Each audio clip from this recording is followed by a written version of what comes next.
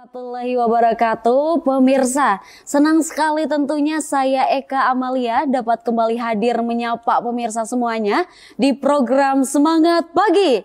Semangat, semangat, semangat. Siap pemirsa nih, bagaimana kabarnya pada pagi hari ini? Mudah-mudahan selalu diberikan kesehatan tentunya dan juga diberikan kelancaran dalam setiap aktivitas yang akan dijalaninya.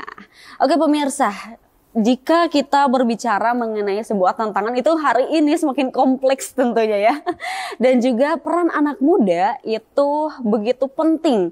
Nah, begitu penting dan juga harus hadir dalam setiap tantangan yang ada gitu. Nah, pergerakan, organisasi dan lain-lain itu harus dibutuhkan dalam kegiatan-kegiatan hari ini. Dan pergerakan organisasi yang begitu semangat pada hari ini salah satunya yaitu ada dari Yayasan Rumah Harapan Kita. Nah, pada kesempatan kali ini sudah ada 3 narasumber yang luar biasa ya, yang cukup menginspirasi nanti ini. Inspirasi apa yang akan disampaikan kepada kita? Langsung saja ada yang pertama CEO nih. Halo, assalamualaikum Kang. Waalaikumsalam, selamat pagi Teh. Semangat pagi juga ya, selamat pagi, semangat. Gimana nih ini? Semangat pagi, semangat juga. Gimana kabarnya Kang? Alhamdulillah baik Teh. Oke, alhamdulillah juga. Keluarga di rumah juga gimana? Sehat-sehat. Oke, alhamdulillah kebetulan dihadiri oleh sang istri ya. Wah, Masya Allah sekali. Mantap nih Kang. Boleh Kang sapa-sapa terlebih dahulu pemirsa Radar TV di rumah, silahkan Kang. Selamat pagi para pemirsa Radar TV. Salam kenal, saya Fawzi Rizky Pratama, mewakili rekan-rekan dari Yayasan Rumah Harapan Kita Tasikmalaya. Oke, sebagai CEO-nya ya Kang ya. Keren sekali nih Kang. Oke Kang, kita langsung saja nih masuk ke sesi chit-chatnya ya Kang ya. Sebelumnya bisa diceritakan terlebih dahulu nih Kang, adanya rumah harapan kita ya ini. Kenapa bisa ada di Tasikmalaya Kang? Boleh diceritakan kepada para pemirsa Kak. Jadi awalnya kan mulai dari pergerakan komunitas 2018. Itu namanya Pemuda Penggerak Tasikmalaya. Nah, di Pemuda Penggerak Tasikmalaya kita berjalan dari 2018 sampai 2022. Itu tuh kita udah pada lulus. Nah, setelah kami menjalani pergerakan di Pagarasik, kami melihat bahwa tantangan sosial itu akan selalu ada dan terus eksis kan. Sedangkan makin lama kita semakin tumbuh dewasa, badan hukum jadi sangat perlu gitu kan untuk mengkomitmenkan diri kami ingin terus menyelesaikan program-program masalah sosial yang ada di Tasik. Maka dari itu kami berkomitmen untuk serius di bidang ini. Akhirnya kami membentuk Yayasan Rumah Harapan Kita di tahun 2022 gitu. Oh, oke. Iya, siap. Berarti latar belakangnya jadi melihat masalah-masalah itu ya Kang ya. Betul. Kayak isu atau masalah yang paling diangkat dari rumah yayasan kita ini apa? Oke. Kalau isu yang paling digarap pastinya tentang kemiskinan ya. Jadi kemiskinan itu emang cukup luas lingkup isunya. Cuman kami di sini melihat yang menjadi urgensi adalah disparitas sosialnya, kesenjangan sosialnya antara kaum yang terbelakang dengan kaum yang ada gitu kan. Kami melihat bahwa pertumbuhan ekonomi di Tasik emang sangat kenceng. Dilihat juga dari pertumbuhan UMKM-nya luar biasa hebat. Namun di sisi lain dari pertumbuhan-pertumbuhan tersebut masih banyak saudara-saudara kita kalangan-kalangan yang tidak punya akses yang sama, tidak punya kemampuan yang sama sehingga semakin tertinggal. Nah, ini kami melihat gap antara mereka ini semakin luas dan harapannya lahirnya Yayasan Rumah Harapan Kita itu menjadi sebuah jembatan antara kelompok-kelompok yang punya resource yang lebih dengan mereka-mereka yang aksesnya, sumbernya terbatas kayak gitu. Oh, oke, siap-siap. Dan kemarin juga didatangkan narasumber dari Pagarasik. Pagarasik. Katanya di bawah naungan dari Yayasan Rumah Harapan Kita. Oh, gitu. Itu memang betul kan? Betul. Jadi kami Yayasan Rumah Harapan Kita fokus di ideasi program, kita meriset masalah-masalah sosial yang ada di Tasikmalaya, merancang rencana-rencana program. Tidak hanya itu juga kami mencoba mencari sumber keuangannya, fundraising, dan juga bagaimana caranya ini organisasi tetap berjalan. Namun tetap saja gitu kan, dalam proses penyelesaian masalah kita butuh massa yang kuat, dan massa yang kuat ini kita bentuk, kita hadirkan lewat komunitas yang organik, dan itulah fungsinya kehadiran dari rekan-rekan kami di Pemuda Penggerak Tasik atau Pagerasik. Jadi mereka concern untuk mengorganisasikan masyarakat, utamanya anak muda, become a volunteer gitu kan. Jadi mereka bisa tahu langsung, oh kondisi Tasik selain yang ada di muka-muka ataupun di wajah-wajah kota yang seperti sering kita lihat, masih banyak saudara-saudara kita yang perlu kita perhatikan bersama kayak gitu. Oke, siap. Berarti kalau dari segi strukturalnya itu seperti apa? Ada apa saja gitu di dalam yayasan Rumah Harapan kita ini? Di yayasan Rumah Harapan kita ini kita ada 31 pengurus. Ada 31 pengurus yang alhamdulillah mungkin terdiri dari beragam struktur ya. Cuman secara inti kami bagi menjadi 2. Ada yang concern di program pelayanan itu langsung kepada kelompok-kelompok rentan, dan di situ menaungi beberapa program juga yang mungkin nanti kita akan cerita di situ. Lalu ada bidang sustainability, itu untuk keberlanjutan. Nah, kami kalau yang bidang sustainability fokus juga menggandeng CSR yang ada di Tasik untuk bersama-sama mengembangkan program community development, jadi pengembangan masyarakat yang bukan program charity aja gitu ya.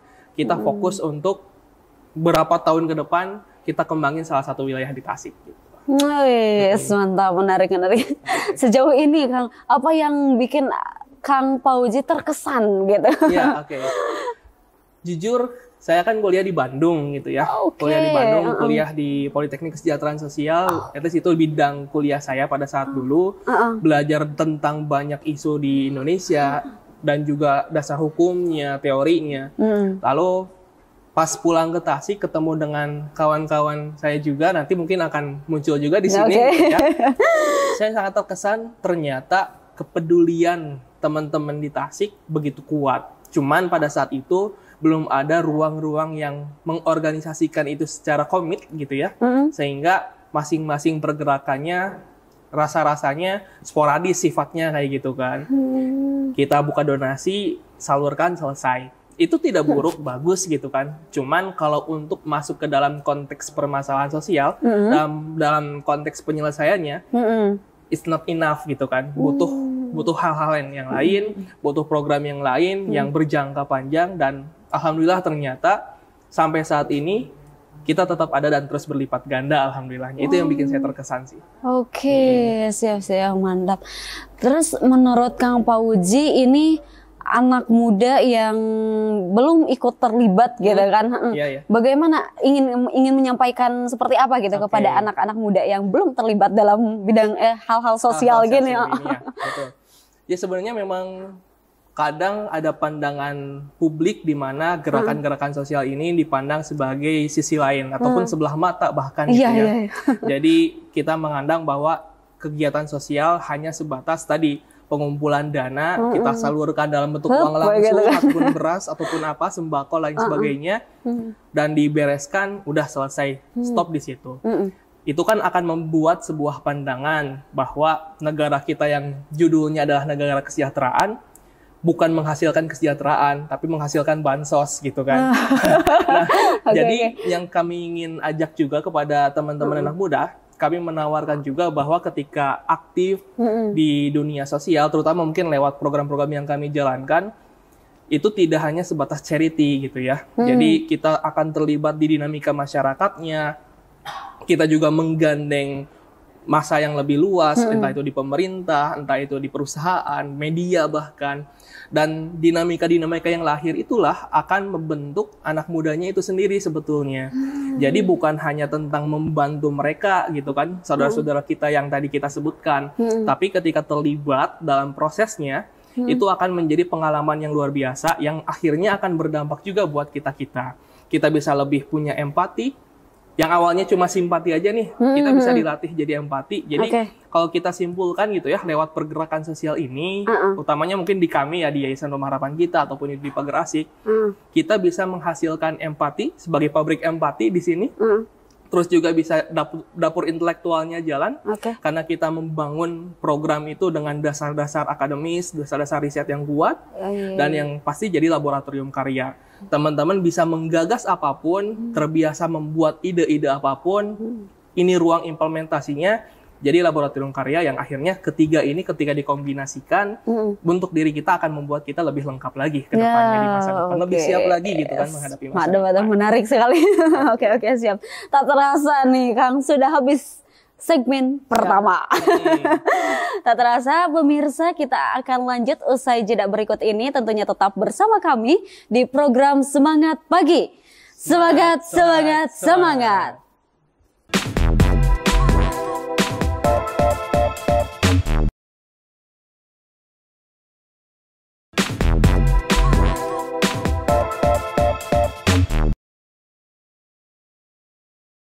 Bersama kami di program Semangat Pagi. Semangat, semangat, semangat. Yap, pemirsa, tentunya masih bersama CEO dan ada narasumber baru nih. Ada Kang Fikri. Oke, siap Kang, silakan sapa-sapa terlebih dahulu Kang, pemirsa Radar TV Kang. Pemirsa Radar TV, selamat pagi, semoga menjalankan aktivitasnya selalu sehat. Oke, siap, mantap. Kang, dari mana Kang Fikri? Asli ya?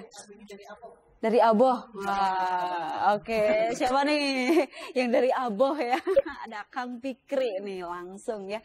Oke, Kang. Tadi sudah berbicara juga bersama CEO ya, mantap nih terkait masalah sosial di Tasikmalaya khususnya. Yang katanya juga apa tadi teh? Presma ya, Presma. Wih, mantap nih. Sejauh ini apa yang diketahui oleh Kang Fikri terkait masalah sosial khususnya di Kota Tasikmalaya ini, Kang? Masalah sosial ya? Iya. Waktu itu 2018 kebetulan aku sama Pak Uji itu satu SMP. Oh iya. 2010 maaf ya. Iya. Terus ketemu lagi hampir pas kuliah 18-an. Aku mahasiswa, Kang Fauji juga mahasiswa. Ketemu tuh antara bertolak belakangnya antara yang katanya orang baik, ya orang baik itu bisa dibilang aktivis katanya. Oke. Orang yang ingin baik ketemu sama aktivis dari Bandung gitu. Oke. Ternyata yang kuliahnya kesejahteraan sosial sama yang bukan kesejahteraan sosial mungkin tentang masalah sosial ada bertolak belakang juga ya. Ada yang bilang tuh masalah sosial cuma bagi-bagi aja. Tapi ketika ngobrol, diskusi sama Kang Fauji 2018, ternyata masalah sosial tuh bukan hanya tentang membagi aja gitu. Ternyata ada penanganannya juga. Dan ada juga yang dinamakan PMKS katanya waktu itu. Jadi tertarik apa tuh PMKS? Nah, Kang Fauji bisa jelasin juga kan? PMKS itu penyandang masalah kesejahteraan sosial. Oh iya, oke. Itu based on Permensos Peraturan Menteri Sosial yang aku kenalin juga nih ke Kang Fikri pada saat dulu. Oh, oke. Makanya tertarik waktu itu bikin komunitas yang namanya Pagi Asik juga kebetulan. Kita ketemu di Tarumanegara ya, di tempat nongki salah satunya, sama Kang Handi satu lagi. Jadi foundernya Pagi Asik katanya gitu. Oke. Jadi kita tertarik tentang masalah sosial yang di Tasik.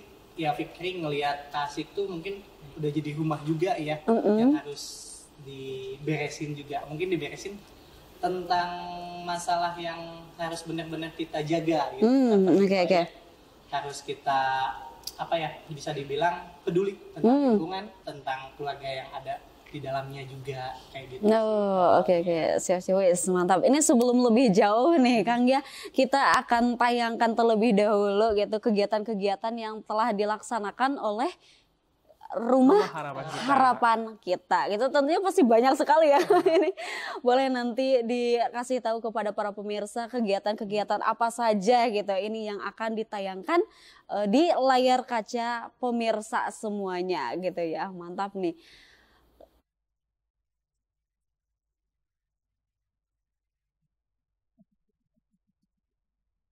Oke, banyak nih tentunya nanti ada kegiatan-kegiatan yang telah dilaksanakan oleh Yayasan Rumah Harapan kita tentunya ya. Nah, Kang, boleh diceritakan sambil diceritakan saja Kang, silakan. Ya, ini juga lagi ketika ini ada acara Ramadan Vibes ya tuh setiap tahun kita waktu itu berinisiasi di tahun 2021 gitu. ada salah satu Asikin Ramadan namanya. Asikin Ramadan, oke. Jadi Ramadan Asik dong, iya. Asik, karena kan diinisiasi sama Pagi Asik waktu itu. Terus ada Rumah Harapan Kita. Oh iya, oke. Awalnya, nah ini juga sama berapa ratus orang. Wow, banyak juga ya. 2023. Oke. Terus juga sasarannya juga bukan hanya yang ada di jalan, tapi di kampung-kampung juga. Salah satunya juga ada kurban asik. Kita di pelosok. Pelosok Kita juga. ambil tuh. Di pelosok. Asik. Ini di mana, Kang? Ini salah satunya ada di Sukaraja. No, Terus oke. ada di Tahun Ponteng. Penuh Ponteng, iya. Sampai dulu juga ada di Salopa. Oh, Tapi yang waktu pertama kita pernah ke Culamega teh. Culamega, wah, sana banget Jauh dong. banget. Yang kadang bilang tuh sampai di tengah hutan juga kan istilahnya. Wah, ini tengah hutan lagi ngapain nih, Kang? Kita lagi bikin program apa tuh? Trek sepeda ya. Trek sepeda. Pemberdayaan pemuda di sana. Oh, wow. Gitu. Oke. Jadi bukan hanya sebatas bagi-bagi aja, tapi kita pemberdayaan juga main sih teh. Main itu maksudnya main dengan pemudanya biar aktif juga gitu kan. Pemuda setempat tuh bukan hanya kita jadikan objek, tapi kita jadikan untuk sebagai subjeknya juga gitu kan. Oke, wis mantap tuh, Kang. Kita juga punya program yang namanya Beri Senyuman. Salah satu di dalamnya itu ada 34 anak binaan. Iya. Tapi kita belum punya panti gitu. Tapi anak binaan yang istilahnya memang sedang membutuhkan. Oke. Itu yang ada yatim, ada yang disabilitas gitu kan. Dengan program-program Beri Senyuman, kita merawat anak-anak binaan kita yang ada di Tasikmalaya, khususnya di Kota Tasik. Oke. Kayak gitu. Program Beri Senyuman, wis mantap. Ini berbeda nggak sih orang-orangnya atau tetap Beda. saja? Oh, beda. Oh, oke. Kita Program. juga ada ekonomi empowerment. Apa tetap? Ini pemberdayaan ekonomi maksudnya. Oh, Buat para oke. penerima manfaat, kita pernah juga berdayakan petani-petani lokal. Jadinya mereka punya tambahan lah kayak gitu. Oke. Kadang-kadang buat jadi petani itu agak gengsi ya. Oke, iya, betul Kang. Alhamdulillah tuh anak-anak kecil juga yang jurusan pertanian ada tekad buat ngembangin bahwa jangan gengsi jadi petani. Oh, keren, luar biasa ya. Rumah ceria kita nih, Kang. Ini apa, Kang? Nah ini ada rumah cerita kita. Cerita kita. Ada inisiatornya Kang Dilo gitu ya. Iya. Dia tuh menginisiatorkan untuk keperluan mental health. Gitu. Oke. Itu anak-anak yang Iya, dikit-dikit katanya kan. Oke. datang ke rumah cerita kita. Oke. Wih, mantap. Ini pengurusnya ini semuanya. Anggota. Ini anggota. Oh, ini anggota. Ini baru Oke. sebagian. Baru sebagian, udah banyak banget ya. Sebagian udah banyak banget ya. Ini bisa hampir 480 anggota. 480. Wah. Alhamdulillah. Ah, Ternyata luar bukan biasa. hanya sedikit orang yang peduli sama Betul. orang lain. Oke. Kadang ada yang luar Tasik juga, tapi ternyata peduli sama Tasik Benar. gitu kan. Oh, oke. Ada anak-anak Ciamis, anak-anak iya. Garut, gitu. Tapi mungkin dia kuliahnya di Unsil, tapi katanya kok bisa masuk Pagi Asik. Iya. Katanya dia bisa menduplikat kegiatan Pagi Asik di daerahnya. Oh, oke. Iya. Kemudian juga yang pagar asik dari Ciamis, sekolah di Sinangkasih. Iya. Oh, oke. Jadi dari mana-mana ya. Keren banget, hampir 500 para pemuda-pemudi. Wah, ini penggerak tentunya. Luar biasa sekali ya. Oke, Kang, untuk ke depannya motivasi terbesar kenapa sih bisa ada gitu ini kegiatan ini gitu. Motivasi terbesarnya. Terbesarnya apa ya, Teh? Lebih apa ya? Banyak orang yang ingin berbuat baik, tapi belum tentu tempatnya baik, gitu kan? Wis, oke ya. Oke, masuk. Masuk status kan. Oke, siap. Terus kemudian menurut Kang Fikri tantangan yang dihadapi apa sih gitu? Tantangan kita di Rumah Harapan kita, Iya. pasti pengelolaan relawan dan anggota yang 400 itu nggak mudah. Oke. Pasti ada aja, selalu ada seleksi alam gitu kan, mungkin kita non aktif dan sebagainya gitu ya. Tapi kita selalu menjadikan hal itu sebuah keasikan dalam kegiatan, bahwasanya nggak semuanya itu tentang aktif gitu kan, pasti ada tantangan di dalamnya. Tapi jangan pernah sampai larut-larut tentang tidak peduli terhadap lingkungan, keluarga kita yang ada di dalamnya. Kayak gitu sih. Mudah-mudahan ya teman-teman yang ada di rumah jangan lupa follow Pagi Asik. Asik kan? Harapan kita. Oke. Biar tahu kegiatan kita tuh apa. Oke. Oke, Kang Fikri, sebelum menjeda nih, apa yang ingin disampaikan kepada anak-anak muda gitu yang ada di Tasikmalaya atau Priangan Timur lah. Anak-anak muda di Tasikmalaya sama di Priangan Timur khususnya ya. Semoga kita bertemu di masalah sosial yang bahwasanya kita harus menjadi orang baik walaupun kita belum menjadi yang terbaik kayak gitu. Oke, sip, mantap. Pemirsa, ternyata sudah dikode nih, jeda katanya. Tak terasa ya Allah, baru banget ya Kang ya. Oke pemirsa, kita akan lanjut usai jeda berikut ini. Tentunya tetap bersama kami di program Semangat Pagi. Semangat, semangat, semangat.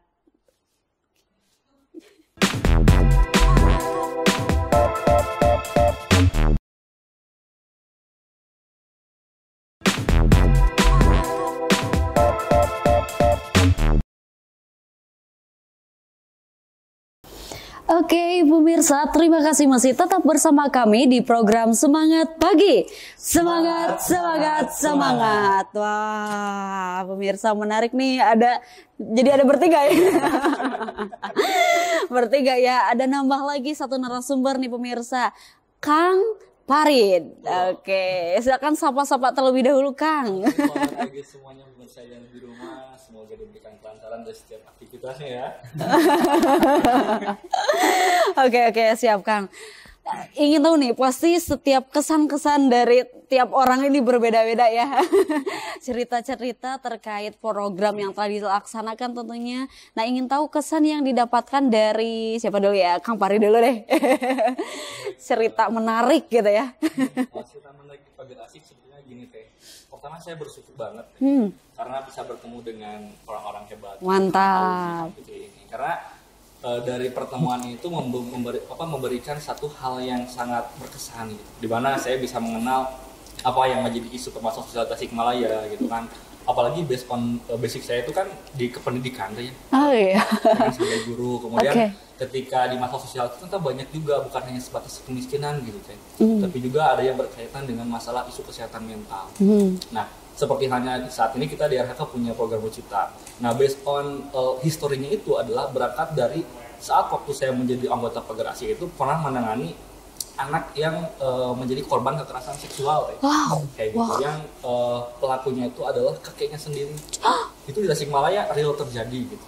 Nah, makanya dari sana kita berangkat bahwa sepertinya kita jangan fokusnya di santunan sebagainya. Kita perlu meranah maju ke ranah psikisnya, bagaimana kesehatan mentalnya supaya ya nanti kita bisa menjaga anak-anak kita gitu, di masa yang akan datang. Seperti itu mungkin pesan yang paling menarik bagi saya. Oke, menarik, itu merinding sekali ya Kak ya. Oke, ngeri banget. Nah, siap. Kita geser lagi deh. Ke Kang Fikri, apa hal menarik yang didapatkan Kang? Kalau menarik, yang paling menarik menurut saya ya di Pagar Asik ataupun Rumah Harapan kita, yang paling pertama itu adalah ketika 2018 ketika terbentuknya Pagar Asik, pernah tuh di Tasikmalaya kejadian longsor di Culamega. Oke. Ternyata kita ke sana tuh ke Culamega bukan hanya nge-rescue ataupun pendampingan psikososial aja ke warga dan pemudanya. Ternyata ketika pasca longsor, kita balik lagi tuh hampir beberapa kali sampai yang tadinya Karang Taruna di Culamega tersebut nggak aktif dan alhamdulillah sampai sekarang tuh aktif gitu. Jadi luar biasa. Mesayapkan gerakan yang mungkin apa sih Pagar Asik waktu itu zaman tapi bisa membangkitkan semangat anak mudanya di sana gitu kan, bahwasanya bukan hanya kita ke sana bagi-bagi makanan aja, tapi psikososialnya, mungkin kepeduliannya, terus diskusnya gitu kan, diskus antar pemuda dan keaktifan para pemudanya dalam Karang Taruna itu bisa terjalin lebih baik. Alhamdulillahnya sampai sekarang sama Kang Agas waktu itu. Iya, Kang Agas. Karang Tarunanya tuh. Jadi alhamdulillahnya program yang paling berkesan itu ketika ada terjadi longsor tapi kita bisa membangkitkan kepedulian pemuda warganya. Betul, pasti itu akan selalu diingat ya. Sekarang ini juga pada datang. Iya. Satu sejarah ya. Oh, keren banget ya itu. Berarti dari awal bareng-bareng terus ya kayaknya. Alhamdulillah. mah. Gitu. Oke, keren. Sampai sekarang melahirkan 480 penerus deh, itu mantap sekali, keren. Langsung ke geser CEO nih. Yang paling berkesan sebenarnya kalau dari saya mah semua punya kesan tersendiri ya. Oke. Dari yang tadi Kang Farid cerita, satu case yang Kang Farid cerita itu tuh ada juga case yang lain yang korbannya 7 tahun, pelakunya 5 tahun. Itu ada di Tasik. Tapi nggak bisa kita share, tapi itu pernah terjadi. Yang paling berkesan adalah karena ketika kami waktu itu hadir, dia nggak mau ketemu laki-laki banget. Berapa bulan mungkin Kang Farid dan tim dampingi, yang bikin kami sampai menitikan air mata adalah ketika dia akhirnya bikin, halo AATT, ini aku udah mulai sekolah, ini aku udah pelatihan karate lagi. Itu merinding banget gitu kan. Dari yang level gitu, yang psikis korban pelecehan seksual dalam tanda kutip, itu kan nggak bisa selesai dengan santunan gitu ya. Betul. Itu kami rasakan sekali, nggak hanya satu, di Tasik sering terjadi gitu kan. Lalu itu jadi semangat buat kami sih, sampai ke level yang pemberdayaan, karena orientasi di kami itu bukan bikin apa gitu, tapi dari apa yang kita bikin menghasilkan apa. Jadi fokusnya ke dampak gitu. Dan itu jadinya semua program, kalau dari saya punya kesan yang luar biasa sih. Kita punya legitimasi dari apa yang kita lakukan. Dari Kang Fikri, kita hadir ke sana beberapa kali, ternyata sampai 7 tahun masih ada gitu kan Karang Tarunanya. Terus ada juga program kita lagi di Sukaraja ya, nanti mungkin Kang Fari bisa cerita juga. Kita bikin arboretum, bikin bumi perkemahan di sana. Dari yang warganya mungkin belum ada pemasukan, jadi ada, itu jadi selalu punya kesan tersendiri sih. Luar biasa, wih, mantap. Keren banget. Oke. Berarti tadi program-program yang ditayangkan di TV itu baru secuil aja ya? Oke. Bisa dikasih tahu terlebih dahulu sekarang program yang paling istimewa mungkin, atau yang belum tersampaikan kepada para pemirsa. Boleh silakan, siapa nih yang mau? Sebetulnya kalau terkait program ya semuanya istimewa nih, karena kita mengedepankan untuk menggandeng stakeholder nih, sumber-sumber potensi apa saja sih yang bisa kita bantu untuk mensejahterakan masyarakat Tasik gitu kan, baik itu lewat program Beri Senyuman yang seperti tadi sudah dibahas itu kan, kemudian Rucita yang konsen di bagian kesehatan mentalnya, dan ini yang sering melibatkan banyak itu di program pemberdayaan ekonomi di mana yang kemarin kita di tahun 2024 kita menggandeng kemitraan dari Pertamina gitu kan, untuk membangun satu di lokasi di Sukaraja yang membuat arboretum terkait bagaimana mengelola tanaman langka, sekaligus juga menjadikan desa tersebut menjadi desa wisata. Dan alhamdulillah sekarang juga masih terus berjalan gitu, dan kita di sana menjadi suatu amanah yang sangat besar bagi RKK gitu kan, akan keterdampakannya, kemudian juga secara keberlanjutannya sekarang masih bisa bermanfaat bagi warga Sukaraja. Selain itu juga kita pernah diamanahkan juga nih dari pemerintah Provinsi Jawa Barat. Nah, saat itu kita diberikan amanah untuk mengadakan satu pelatihan kewirausahaan gitu, untuk para pemuda-pemudi yang ada di Tasik. Dan alhamdulillah terselenggara dengan lancar di hotel mana ya? Horizon. Di Hotel Horizon gitu kan, dengan peserta sekitar 80 UMKM gitu kan, pemuda yang ada di Tasikmalaya, dengan pemateri yang luar biasa juga tentunya kayak gitu. Dan alhamdulillah kita Ekomen bukan hanya sebatas eventual seperti itu aja, kita juga berusaha untuk membina sampai sekarang UMKM yang sudah kita berdayakan pada saat itu gitu. Jadi kita mengutamakan bukan hanya seremoni, event, tapi juga yang berkelanjutan dari program-program yang di RHK seperti itu. Wow, siap, mantap sekali ya, menarik nih. Kalau misalkan teman-teman yang ingin gabung, berarti gabungnya ke Pagar Asik ya? Ke Pagar Asik. Infonya di mana nih Kang? Boleh kasih tahu Kang? Teman-teman yang mau gabung di Pagar Asik bisa cek di Instagram Pagar Asik, dan kalau misalkan di yayasan bisa Rumah Harapan Cipta. Nah sebetulnya mumpung kita lagi di sini nih, sebetulnya kita juga di RHK itu punya program untuk menggandeng para CSR teh. Jadi kan gini. Potensi Tasik itu kan secara ekonomi itu kan cukup maju ya, dengan berbagai macam mall, kemudian tempat coffee shop gitu kan. Nah kita Yayasan Rumah Harapan kita menyediakan gitu kan, kalau misalkan ada industri gitu kan, atau UMKM gitu kan, atau perusahaan yang ingin menyalurkan donasinya, kemudian memberikan program bermanfaat bagi masyarakat Tasikmalaya itu bisa lewat Rumah Harapan kita gitu. Karena kita mendesain program itu bukan hanya sekedar bagi-bagi, kita membuat program itu berdasarkan data yang ilmiah gitu. Nah ini mungkin yang menjadi perbedaan antara Yayasan Rumah Harapan kita dengan yayasan yang lain. Gitu kan. Kenapa kita bisa seperti itu? Ya karena komponen di dalamnya pun diisi oleh akademisi-akademisi gitu. Tidak asal-asalan gitu. Betul. Bukan hanya bagi-bagi kepada panti, anak yatim, tapi kita lebih melihat ke prospek yang lain juga gitu, seperti itu masyarakat, anak, kemudian juga disabilitas, kita juga layani semua itu kayak gitu. Oke, siap-siap. Sebelum ke harapan nih, ada hal yang belum tersampaikan mungkin kepada para pemirsa, Kang? Boleh disampaikan terlebih dahulu. Harapan. Pesan mungkin ya. Oke, boleh mau langsung saja harapan atau mau ada info lain gitu yang ingin disampaikan kepada para pemirsa gitu.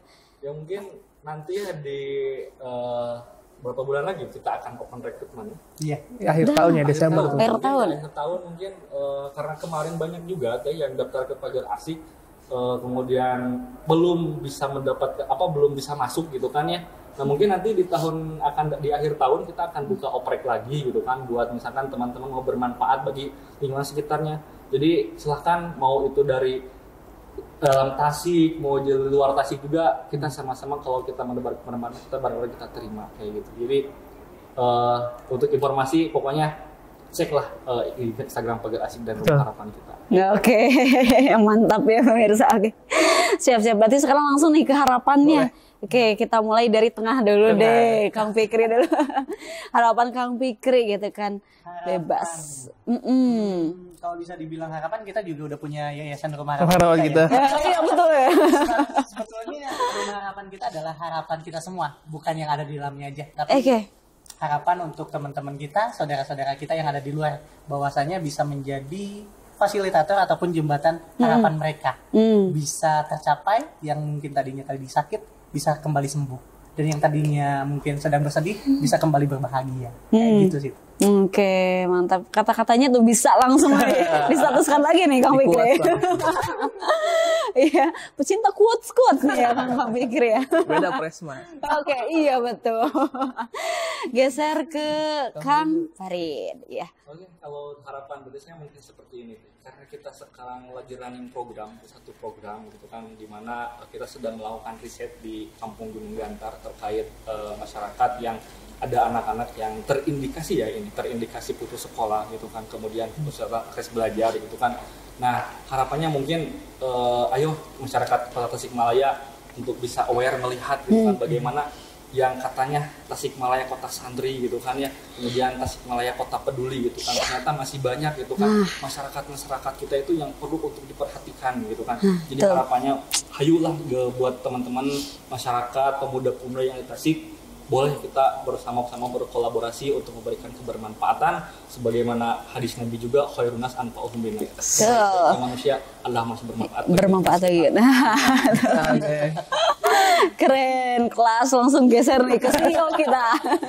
Oke, harapan ya. Pasti kalau dari harapan, apa yang sudah kita laksanakan akan terus berjalan.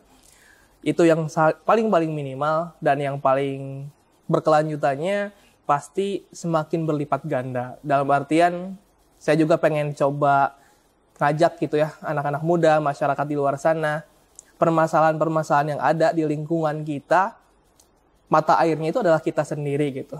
Kita nggak terlalu bicara soal apa yang harus pemerintah berikan, apa yang harus orang-orang berikan. Semuanya itu lahir dan ada sumbernya di diri kita sendiri. Dan maka dari itu gitu kan, kita punya sebuah keyakinan yang mungkin kita nggak bisa nolong semua orang, tapi yang menjadi nilai adalah kita ingin ngajak semua orang untuk menolong seseorang. Itu aja sih. Oke, luar biasa sekali ya pemirsa.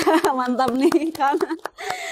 Oke pemirsa, ternyata hari ini membuka mata dan hati kita tentunya ya, bahwa perubahan sosial itu bisa dimulai dari kesadaran kita dan juga niat tulus kita gitu ya. Keren sekali nih, dari rumah yayasan harapan kita, kebalik ya. Rumah gitu. Maaf ya Kak. Gak apa-apa. Keren sekali pokoknya hari ini, mantap, inspiratif sekali ya tentunya pemirsa. Terima kasih juga kepada akang-akang di sini yang luar biasa sekali, hebat, keren. Mudah-mudahan kedepannya semakin wah gitu, semakin bermanfaat. Amin. Bukan hanya di Tasikmalaya, tapi Priangan Timur atau mungkin lebih luas lagi gitu kan ya.